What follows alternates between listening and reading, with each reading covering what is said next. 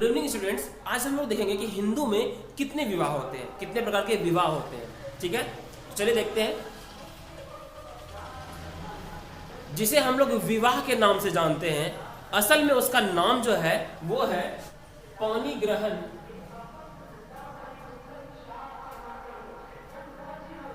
संस्कार। विवाह को हम लोग किस नाम से जानते हैं? पौनी ग्रहण संस्कार। अब हिंदू विवाह में टोटल जो प्रकार होते हैं वो हिंदू विवाह टोटल 8 प्रकार के होते हैं। हिंदू विवाह कितने प्रकार के होते हैं? 8 प्रकार के। हिंदू विवाह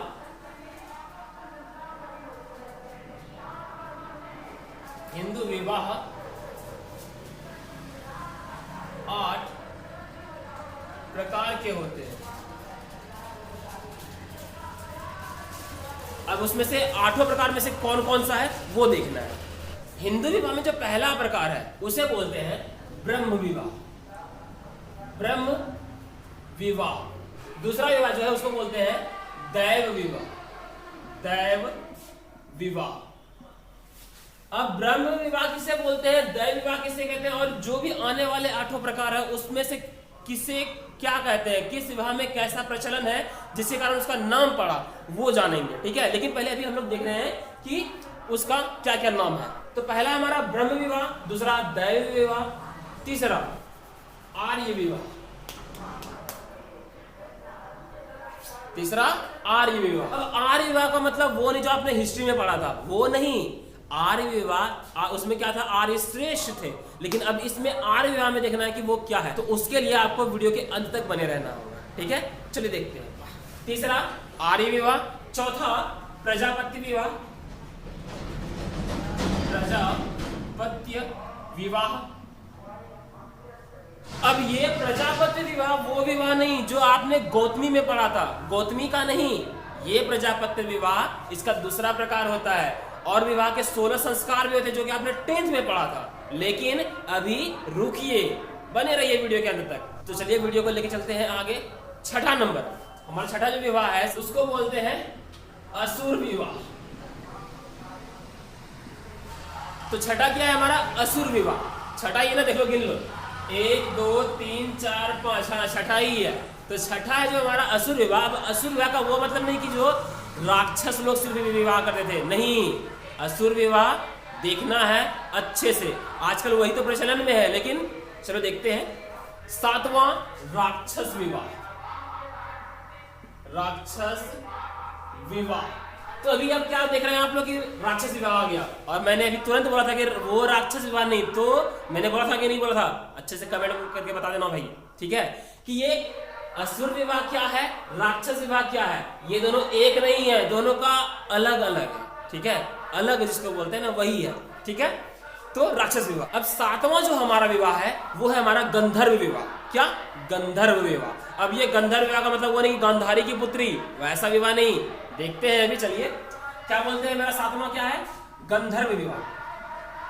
गंधर्व विवाह। अब 8वां जो है हमारा क्या है? पैशाच विवाह। पैशाच विवाह। अब पैशाच विवाह क्या आता है? पिशाची जो करके करता है वही क्या? नहीं, ये पिशाची ना दूसरा चीज है। एकदम बने रहिए वीडियो में, आप लोग एकदम मजे से पढ़ेंगे साथ में। और लाइक कमेंट ना एकदम दबा के ठोकना है भैया जो बोल दिए। ठीक है, चलो देखते हैं पैशाच विवाह। अब देखेंगे कि हम लोग हिंदू में अभी तक तो हम लोगों ने देख लिया कि हिंदू विवाह में कितने प्रकार होते हैं। टोटल 8 प्रकार होते हैं। 8 प्रकार का नाम मैंने लिख दिया है। अब एक बार आप लोग इस 8 का स्क्रीनशॉट ले लो, फिर हम लोग देखेंगे कि ब्रह्म विवाह में कैसा होता है, दैव विवाह में कैसा विवाह होता है, आर्य विवाह किसको बोलते हैं, ये सारा चीज हम लोग देखेंगे। पहले आप लोग एक बार इसको उतार लो। तो पहला हमारा है ब्रह्म विवाह। पहला हमारा क्या है? ब्रह्म विवाह।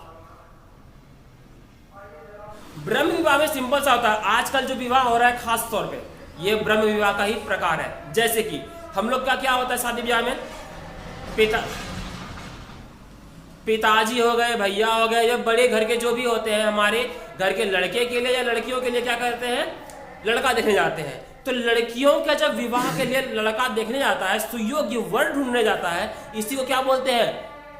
ब्रह्म विवाह। इसी को क्या बोलते हैं? ब्रह्म विवाह। जैसे कि कोई लड़की आई, अब लड़कियों को हमारे सामने जो तैयार करके भेजा जाता है, ठीक है, और किस बहाने? चाय देने जाएंगे। तो चाय थोड़ी ना, चाय मतलब क्या आपको पिलाने आ रही है, तो वह घर में उसका आदमी रहता है पिलाने के लिए। उस जो आती है ना लड़की, उसमें आपको चाय देने के लिए सज सवर के क्यों आती है कि आप देखें उसको कैसा है नहीं है, ठीक है। आप लोग क्या होता है, चाय पीने में बेहाल हो जाते हैं। ब्रह्म विवाह को याद करने का छोटा सा ट्रिक है। क्या गाना खेसारी लाल यादव का सुने है ना, जो है सज के सवर के जब आवे लुए गोरी, वही वाला एकदम मस्त ट्रिक है कि ब्रह्म विवाह मतलब क्या?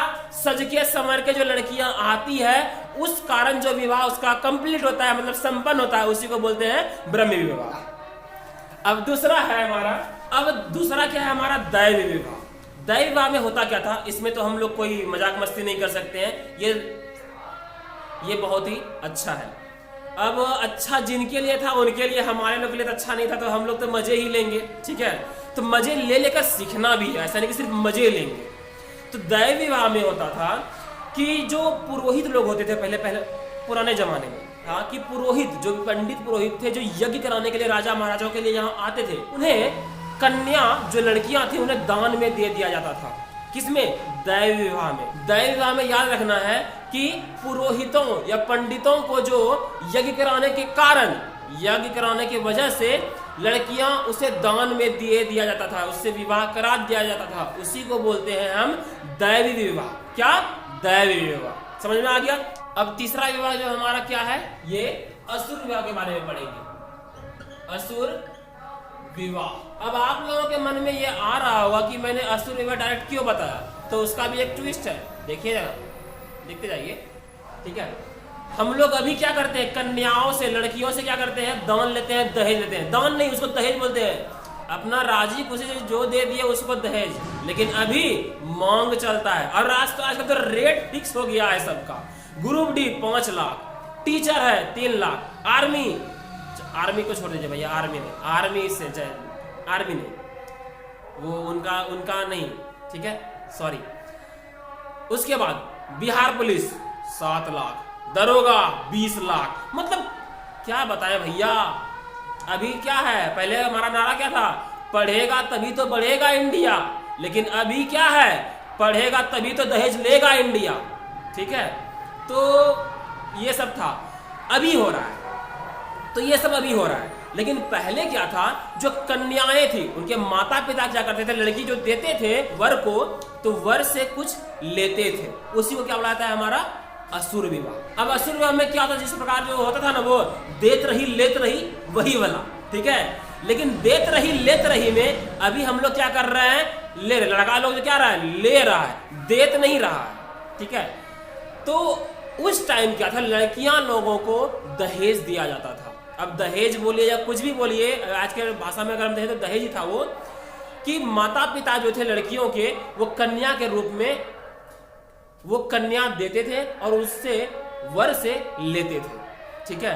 ये था हमारा असुर विवाह। तो समझ में, आशा करते हो कि आपको ये असुर विवाह तक तो समझ में आ ही गया होगा। अब इसका जो अगला है हमारा, जो बचा हुआ है 5 प्रकार, वीडियो बहुत ज्यादा लंबी हो रही है इसलिए मैं इसे रोक रहा हूं, लेकिन अगली क्लास में वो जो 5वां विवाह बचा हुआ है उसके बारे में जरूर बताऊंगा, ठीक है। तो मिलते हैं अगले वीडियो में, तब तक के लिए जय हिंद, जय भारत।